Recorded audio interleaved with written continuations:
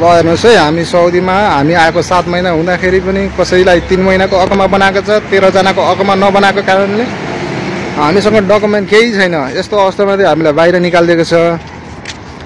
अब हामीलाई जुनै हालतमा पनि अब जुनै समयमा पनि हामीलाई पुलिसले पकाडेर चाहिँ हामीलाई जेल लानु सक्छ।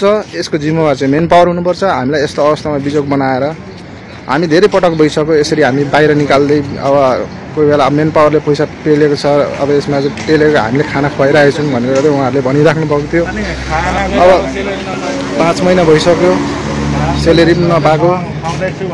अब बिजोग बनाएर चाहिँ यस्तो अवस्थामा बाटोमा निकालिदिएको छ। हामीसँग न 1 रुपियाँ पैसा छ। अब हामी बिहानको 9:45 मा बाटो यहाँ निकालेको हो। यस्तो अवस्थामा बिजोग बनाएको छ। अब यसको जिम्मेवार चाहिँ मेन पावरले लिनुपर्छ। हामी पुलिसको हातमा परेर घर फर्क्यो भने भोलिको दिनमा मेन पावर जिम्मेवार हुनुपर्छ। अब हामी जाने कहाँ पानी परिरहेछ, न खाजा खाएको छ न भात खाएको छ। अब हामी कोहीसँग पैसा पनि छैन। ल हेर्नुहोस्, आदि साथीहरू यहाँ यता हुनुहुन्छ।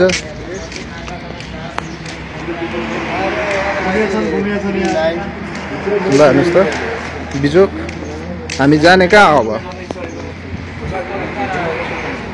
कसैले 1.5 लाख तिरेर आएको छ, कसैले 170 तिरेर आएका छन्, कसैले 80 सम्म तिरेर आएका छन्। यस्तो हालतमा बिजोग बनाएर राखेको छ।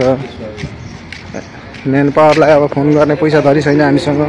1 रुपियाँ पैसा छैन। 5 महिनादेखि हामी यस्तो अवस्थामा परिरहेका छौँ।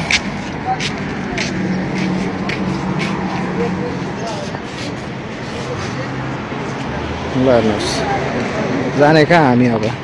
रोडमा निकालिदिएको छ है सर हामीलाई यस्तो अवस्थामा चाहिँ।